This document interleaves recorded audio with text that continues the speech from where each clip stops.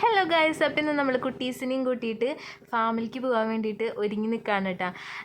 അപ്പോൾ ഇതിനെ എല്ലാവരും ഒരുങ്ങി റെഡി ആയിട്ട് നിൽക്കുന്നുണ്ട്. കുട്ടീസിൻ്റെ മാമിയും കുഞ്ഞുമ്മയും കൊച്ചാപ്പിയും എല്ലാവരും കൂടിയിട്ടാണ് പോകുന്നത്. ഫാമെന്ന് കേട്ടപ്പോൾ തന്നെ എല്ലാവരും കൂടിയിട്ട് ഉമ്മച്ചി എന്നെ ഒരുക്കിത്തായോ എന്നും പറഞ്ഞ് ഓരോരുത്തർ ഇങ്ങനെ വരായിരുന്നു. അങ്ങനെ ഒരുങ്ങി ഇറങ്ങിയപ്പോൾ തന്നെ ചെറുതായിട്ട് ലേറ്റ് ആയിട്ടുണ്ടായിരുന്നു കേട്ടോ. പിന്നെ പെട്രോൾ പമ്പിൻ്റെ അവിടെ മൊത്തം പണി കിട്ടി, കുറേ നേരം അവിടെ നിർത്തിയിടേണ്ടി വന്നു.